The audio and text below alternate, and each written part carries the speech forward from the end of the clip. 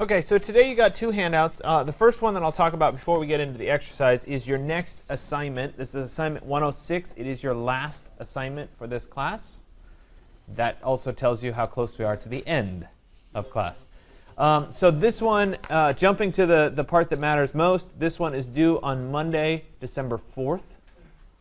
Okay? The last day of class in this class is Monday, December 11th. So we're wrapping up toward the end. This one is due basically a week before the portfolio is due. Remember, though, you still haven't turned in your assignment 105. Usually you turn in assignment, I give you the new assignment. You've seen that happens frequently in this class. I gave you a little bit of extra time. You should probably be done with your assignment 105 by now. I'm giving you the extra week just to go deal with the printer. And I'm happy to help any and all of you if you get it done during class. I'll walk over there and we'll see if we can't get it printed for you. We'll talk through the printing stuff. I used to be able to demo the printer because the one in this lab was working. But this plotter, for whatever reasons, can't seem to be fixed as much as I've griped about it. So we're going to have to use the one across the way. You don't bother with any of the GoPrint servers or any of that kind of stuff. Just get the USB cord from the printer and plug it directly into the nearest computer, essentially, is your strategy. So no need to even pay for it, which is nice. The quality is not going to be the best, but that's more based on the paper quality than anything else. You guys don't have to pay for the paper. It's cheap, so you get what you get. I'm going to grade the digital version, not the print version. But as part of this assignment, I want you to have the experience of having to plot something, because you will have to plot down the road. I promise you that in this design field.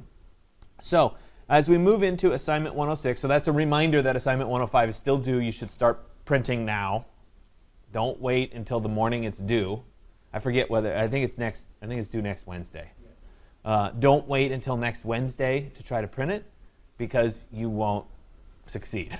Something always goes wrong. So, if you wrap it up today, we'll try to print it today. If you wrap it up on, over the weekend, we'll try to print it together on Monday and get it out for you. As we move into assignment 106, you're using the same basic principles as assignment 105. So your same house, same floor plan, same square footage, all that sort of thing. If you found that you didn't like your house, or you want to make some changes, or it's turning out to be too daunting to try to build it three-dimensionally, I'm okay if you change it. It doesn't have to be the same.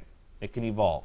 Part of the design process is evolution. So if you evolve it into something new, that's perfectly reasonable to me.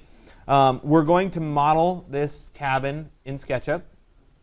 We're going to start today in your exercise 125 with how do you take something from AutoCAD, bring it into SketchUp, and work with it, because it's not as easy as it should be. I have to slide in one little plug for my Rhino class, and that is that if you work in AutoCAD and you bring it into Rhino, it works seamlessly, and it's really easy to work with. So all the pain that we're going through today can be solved if you just take my Rhino class. Okay? But anyway, we are going to go through it because it's important for you guys to get through that.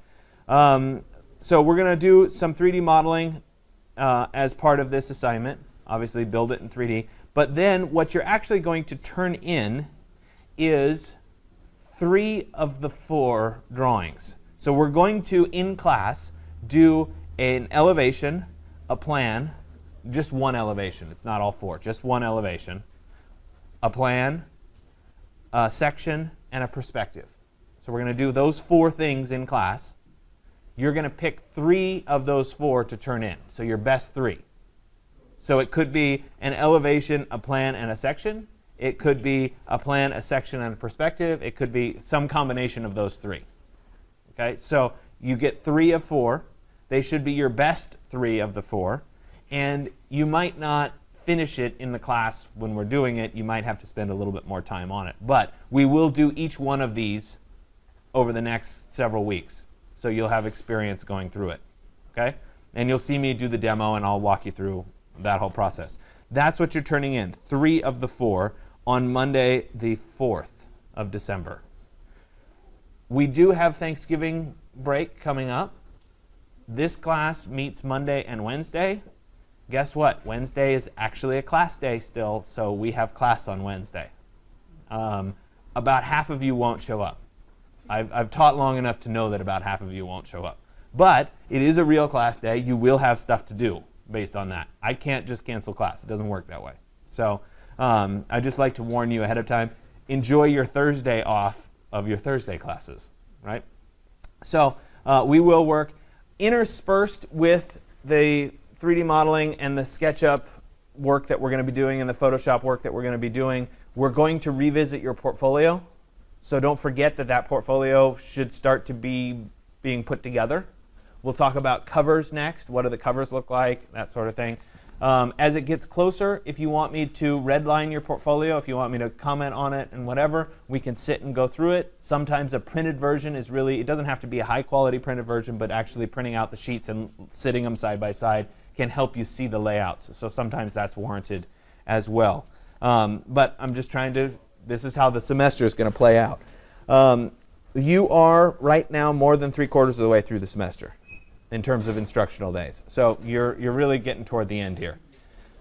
Let's see, what else? I do have grade sheets for everybody today, so you'll get your assignment 104 grades back. I have to say, these were the highest Charlie Harper grades I've given in 10 years. So as a whole, you guys did better than any class I've ever had on that assignment. And so I'm impressed. So congratulations, kudos to you for that. So anyway, you guys will get those grades back.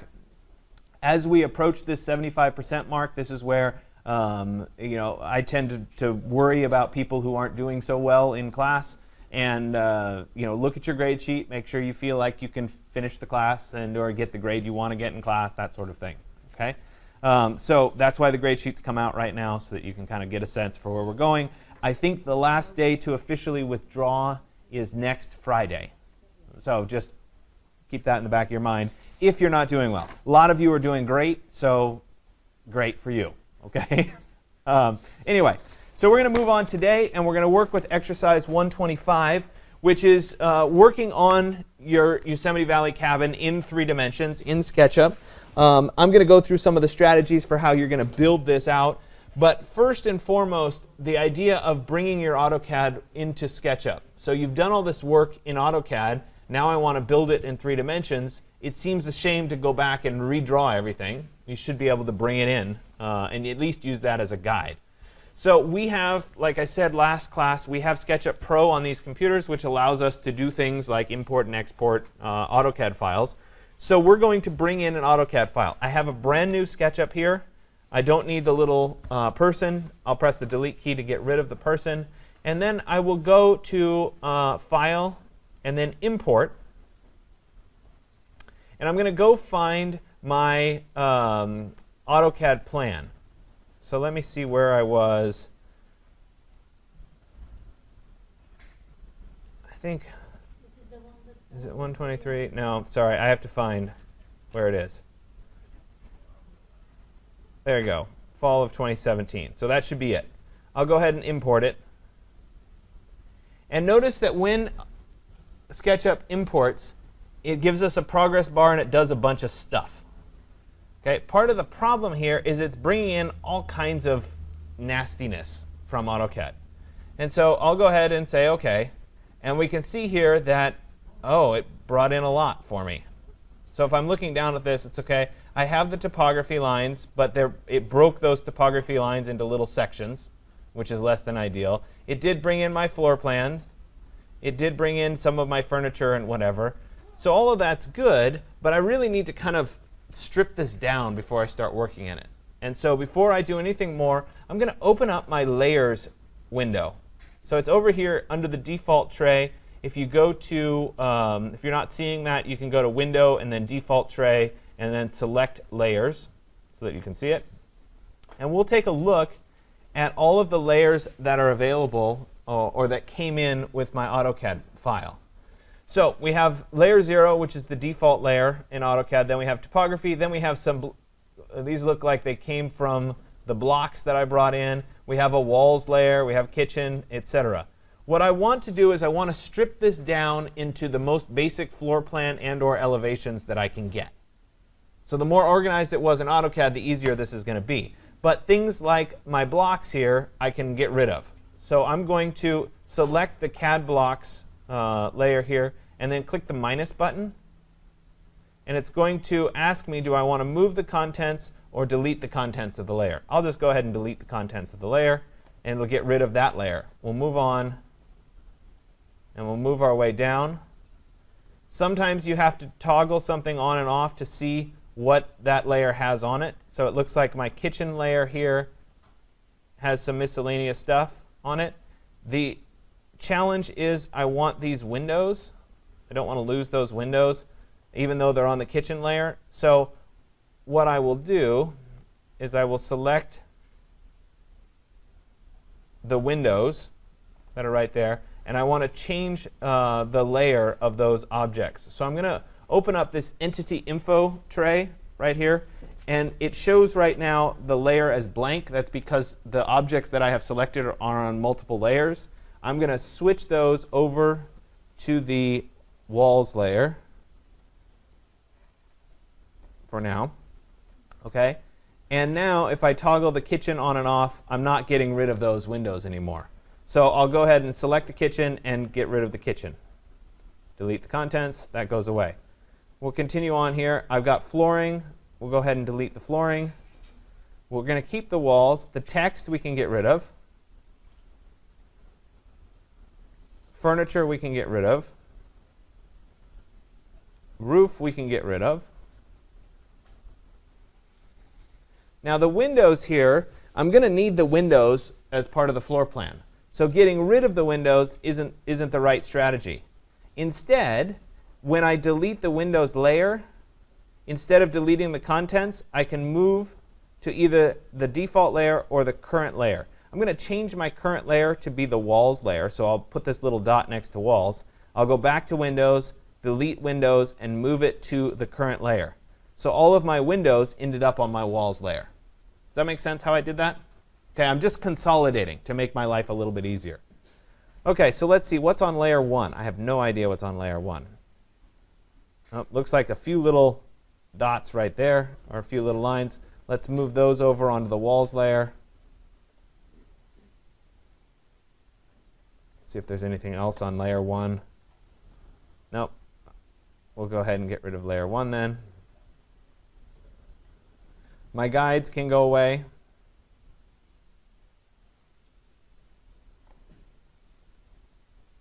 Now, I need my elevations still. So those are easy. We'll leave those on. Let's see. My doors. The doors are kind of tricky because really all I need is the openings for the doors. So if I turn the doors off, I still have the openings for the doors. So I'm OK. So I'm going to go ahead and delete the doors layer. That goes away. The no print layer can go away. The viewport layers can go away. So now I'm left with just the walls layer, just the topography layer, and just the elevations layer. I probably don't need the topography, so I'll get rid of that as well. All right. Looks like I have a few little pieces that are holdovers here. Before I move on, I'm going to clean those up so that they're not distracting.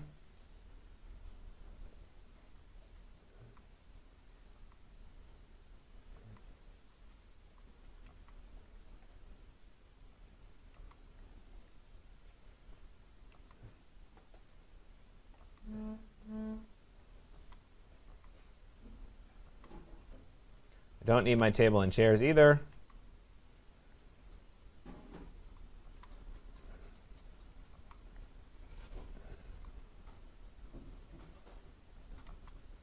There we go. So I tried to clean it up. So now I have a fairly clean floor plan and each elevation. Okay, so that's good. The floor plan is on the walls layer. I could rename the walls layer to be floor plan just for clarity purposes. Right? I don't think that my layer 0 even has anything on it, but it looks like it won't let me get rid of that anyway. So OK, so now with each one of these elevations and the floor plan, I'm going to select the whole thing. So we'll do it with the floor plan first. I'll right-click, and I'll say Make Group. So we did this before. Remember, this detaches it from any other objects that we're working with. So that one's now a group. I'll take each of my elevations and I'll make them groups. So I'll right click and say make group. Oops. Make group. Make group. And make group. So now each of my elevations are groups. Maybe. There we go. That's a group. That's a group. And my floor plan's a group. So I've kept those objects separate from anything else. So they're not going to attach to any of the SketchUp stuff that I start to make, which is the idea. I'm going to create a brand new layer, and we'll call this layer 3D, or 3D cabin, or something along those lines. And I'll make that the current layer. So I'll change the little dot so that it's next to 3D cabin. And then I'm going to start to actually make my building. So let me look in here. So the first thing that I need is I need to start to establish a surface that is going to be my floor plan. So I'll start with just the regular line tool here.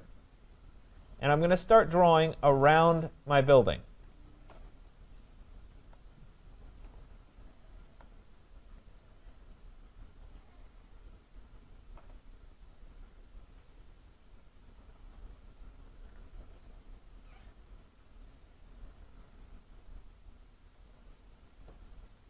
And I know this isn't the most exciting thing in the world to watch me draw this, but I do have to draw it.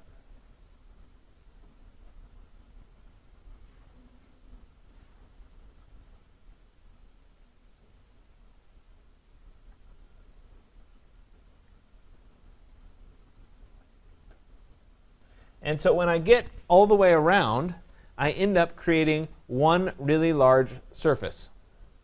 So now that I have that really large surface, it's time to start dividing that surface up into pieces. So for example, the simplest piece over here is this first wall right there. So I could draw a line from there, oops, from there to there, and that's going to separate this surface from the rest of the surface. So I'm going to continue tracing over these various pieces. So I can come over this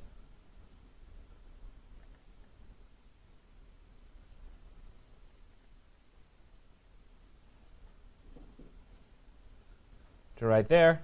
And now this piece here is separate from these other pieces. Theoretically, I could take the group that I made of the plan. I could explode the group, and it should divide up that big surface after I've created it. In practice, it's kind of a 50-50 deal. It might do it, it might not do it.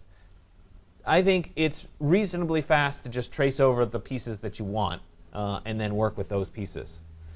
So before I start to make this into 3D, and I'll continue dividing this up as we go forward into its various walls, but before I do that, I need to have an understanding of what's happening in elevation view. How high are these pieces? So we already drew our elevations. So I have my elevations on the side. It would be nice if I could use those as a reference. So I'm going to use them as a reference, and I need to rotate this piece right there so that it's standing up in 3 dimensions relative to where my floor plan is. So rotations in SketchUp work a lot better if you have an object with faces on it. So trying to use the rotate tool on this surface or this set of lines or this group is going to be really challenging. So what I do is I go ahead and create a little rectangle on my surface, and then I'll use the push-pull tool to give it some height. It doesn't matter. I just picked the door because it was easy and convenient. Now when I do the rotation, and I select my group and the object, and I come to the rotate tool, the little protractor will jump to the various planes. So you see how it turns green?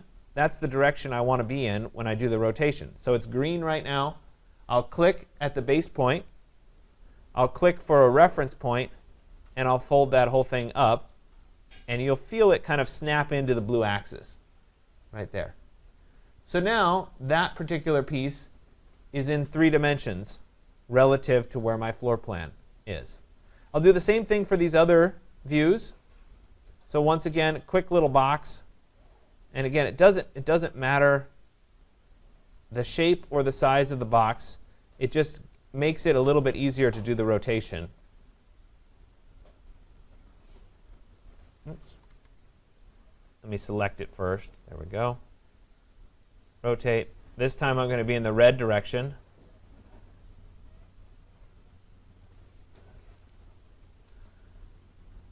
Sometimes it's there. There it is. Sometimes it's hard to find where that blue axis is. So you have to play around with it. And remember, because of the perspective, it's easy to think, oh, I'm straight, but I'm not. So always go back and double check. You can also double check by looking at some of your other views. Sorry, camera, standard views. You could go to, say, your front view or your left or right to kind of see which view and is it looking the way you want it to. Let me do it for the rest of these pieces here. Another little box. Push, pull. We'll select it. We'll rotate it.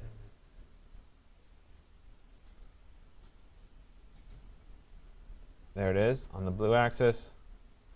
And same thing for this last piece right here.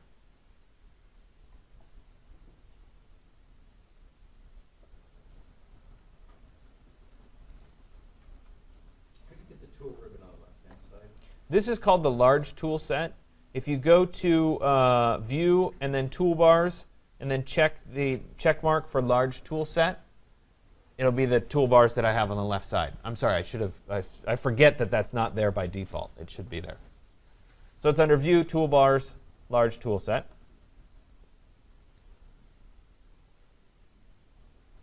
Last one here. And we'll rotate onto the blue axis there. OK, so now I have all of my elevation views standing up, which is what I want. I can get rid of the little boxes, the guides, because I don't need them. But I also need to know where this building falls relative to where my floor plane is. So these elevations, when I rotated them, don't necessarily line up correctly. So as I'm looking down here and I spin around, you can see that some of them are low, some of them are high. So on this side right here, I have where the front door is. So I also know where the front door is over here. So I'm going to go ahead and draw a line from this front door. I could do it as a guide too, so that it comes out along the red axis, and it should meet up, and I happen to rotate this one correctly, it should meet up right where that front door is. Do you guys see how that lines up there? So now that I have that line, I can start doing other reference points. So I know where the top of the building or the high point of the building would be. So I can draw from here across. And that should line up with this point on the building. And in this case, it doesn't line up just yet. So let me work to move that one into its correct position. So I'll start with that point. I'll come up here till they snap together. Then I'll select my group here. I will move from there up to that point. So now I know that the tops of that building are aligned. Does that make sense, how I'm going through? So I also know, now that I have those pieces, that this plane up here is the same plane as wherever this corner would be. So those two right now do not intersect. So I'm going to need to make them intersect. So let me take both of these. I'm going to move them. Oops. I might need a plane in here.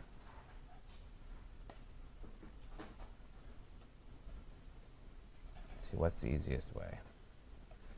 You know what? I'll start by extruding a wall. This wall here, right there, is this wall here, so it's that high. So I can go ahead and extrude that using the push-pull tool to where it's at that height, because I know where it is in that elevation. Now that I have that wall, moving this object over here becomes easy.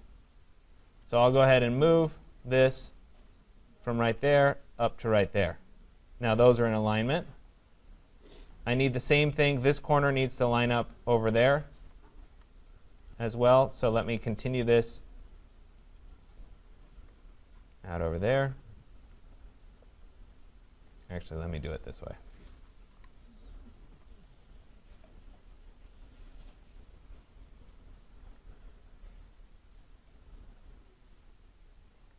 And I will take these two and I'll move them from right there up to right there.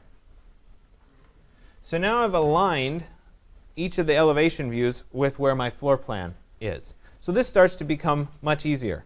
So we'll go ahead and delete some of these extra pieces because I don't need them right now.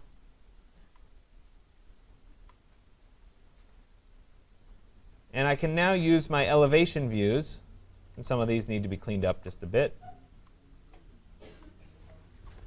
to do the extrusions. So this wall right there that I already divided, and let me get rid of that little line. So this is one piece. That extrudes up to this height. So I'll use my push-pull, and we'll pull it up, and I'll come over and match it to that height. So now I have that piece. Let me separate out this wall right here to my first window. That's now separate. This push-pull would come up to be even with that piece. This wall here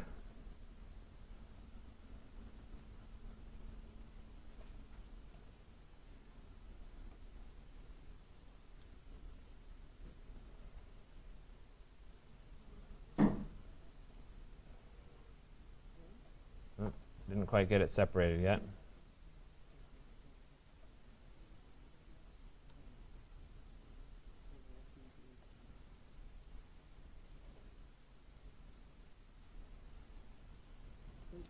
Sometimes it's faster to use rectangles and join them together. So there's that first piece.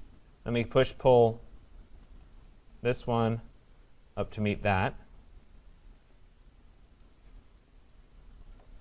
And I'll draw a rectangle there, and then push-pull this piece up to meet that one.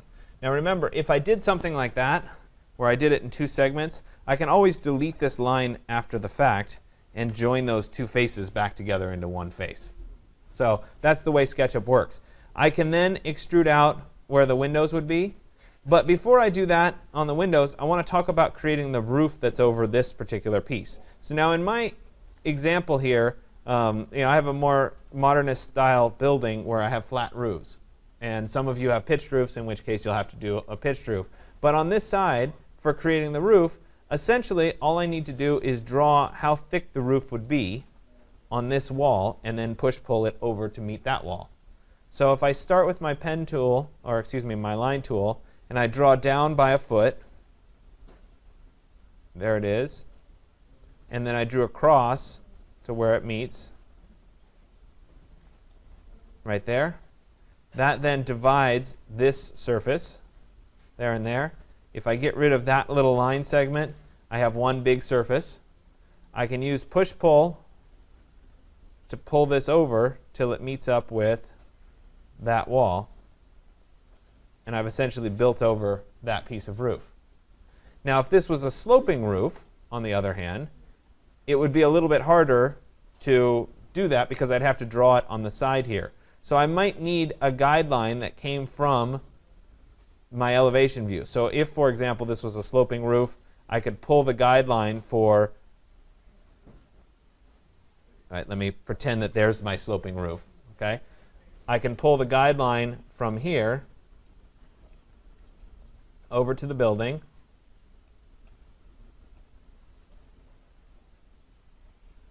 There, there. and then I can draw this part sloping, that part sloping, and there it fills in that particular part of the roof. So it's kind of working from your elevation views is the biggest help for building this up in 3D, because you already drew those views. You may find that your elevation views weren't right. You thought they were right, but when you go to bring them into 3D, they don't line up anymore, in which case you'll learn something in the process. Okay? So what I wanted to do today was emphasize the idea that when you bring in your AutoCAD file, first thing you do is clean it completely. So you get rid of all those extra little superfluous things. You distill it down into very few layers. Furniture and stuff doesn't matter. You'll bring that in 3D later if you decide to bring it in. You have just your plan, just your elevations. Each of those is a group by itself. Then you do the rotations of your elevations so that you can use those as reference points for your basic extrusions of your building itself. Okay? So what I want at the end today is, I'm not expecting this to be done, but I want some kind of a view of your model. It would be great if we had an exterior and an interior view, but essentially what I'm looking for is for you to look, this is as far as I got, for example. Go to File, Export 2D Graphic, and you'll save this as a JPEG. You'll post that. Okay? All I'm asking for is a graphic. We're not bringing it into Photoshop, so you guys don't have to stress out about that part of it. The further along you get today, the better it will be for you down the road. So just like those of you that are in 136, you know how I gave you stuff to work on, and then it ends up feeding back on the exercises that we're doing. Same thing. If you get this done, when you go to do your plans, your sections, your elevations, you'll have the whole day to do that part of it, and you'll be done with your, one of those components of your assignment. If the 3D model isn't done, and you do some floor plan, but it's not quite the full floor plan, or it's not quite the full elevation, then you're going to be behind. And so the further along you get today, the better. I will stop talking and let you guys actually work today. Question? Windows. OK. Windows, good. Thank you. So if a window is on the simple side, so say these ones are fairly simple, first off, I will extrude. So I'm going to draw over these for just a second like that. And I'll use push-pull, if I can find it. There we go. To just pull this up, to divide up where those windows would be. Now, the windows aren't full height. They're not full floor to ceiling. So I need kind of a reference point for where the base of the window would be. So there's my base. I'll come straight across here on the green axis, there, and across to there. And that gives me kind of a base for where I'm starting my window. I need to fill in the rest of those pieces, so I'll draw a few more lines around here, like that. That then also filled in the inside. I need one more little line right there. That fills in that part of the window. Then I need to do the top part. The alternative to doing like I did here would be to draw a rectangle at the top, and then to divide up that rectangle afterward using the height of the window. So I'll come across here.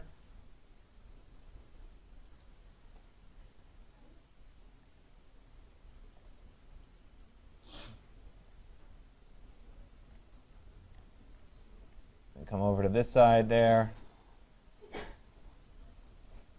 There.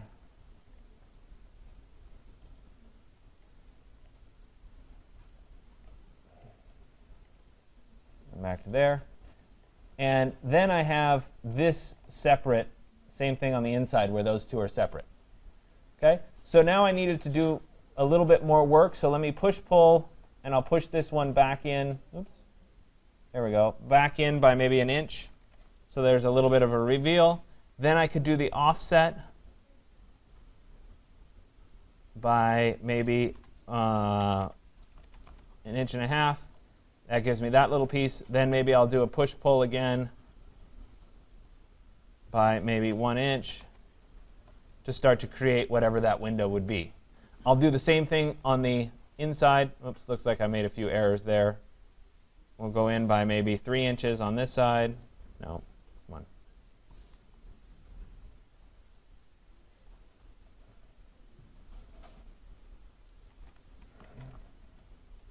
And then I could keep dividing it up. But it doesn't, you get the idea. Now, the other thing that you can do, which is legal for what we're doing, is you can use the component library that's built into SketchUp, or the 3D warehouse.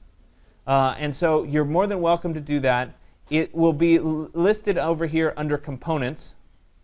There are some samplers, but there's this search bar for 3D warehouse. And I can actually type in here, say, window, for example.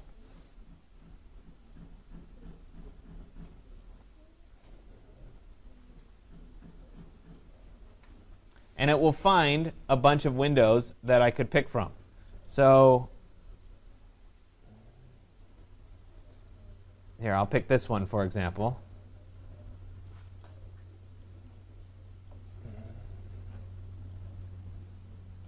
Come on, Internet. All right, so there's an example window. I don't know whether I necessarily like this window or not. I picked it at random. I can download it. And I can load it directly into the SketchUp model. And there is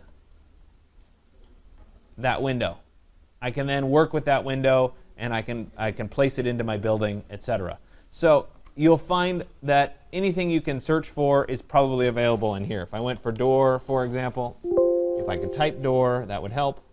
You can copy and paste the window you made, though, too, right? Right. If I make the window not attached. So in this case, I made it attached to everything, which gets it a little bit complicated.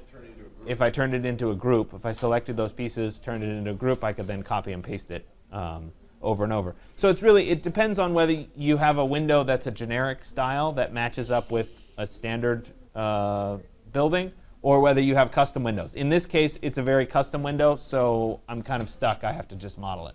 Okay? It's a good question. So for an arch, you're doing it very much the same in the same strategy. The difference is when you draw the window. Give me a second here to get the base of the window.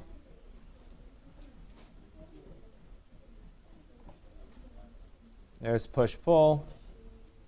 There's my base. Now, if I had an arch that I wanted to create at the top, essentially I need to draw in what that arch looks like. So let me start from the middle here. I'm going to make this a little bit shorter. So I'm giving myself a guide from there. I'll do a circle. Unfortunately, I need it in the other view. This is where sometimes it's a little challenging. Let me see if I can get myself a plane to work from. There we go. Now I can do the circle on that plane. Then I can divide, then I can delete this part.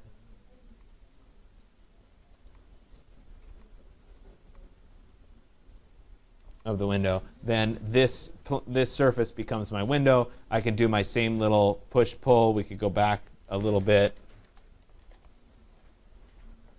We could offset. You get the idea. Okay?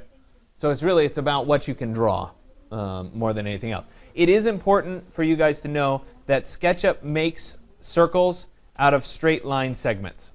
So as you zoom in, even if it looks like it's perfectly smooth, it's actually little straight line segments. So that's the nature of the style of modeling program that SketchUp is. It will not be a perfectly smooth curve. Okay, so I think that covers everything you need to get started today. If you run into questions, let me know. I'm going to come around and pass out the grade sheet so you get that update, but good luck. Let me stop this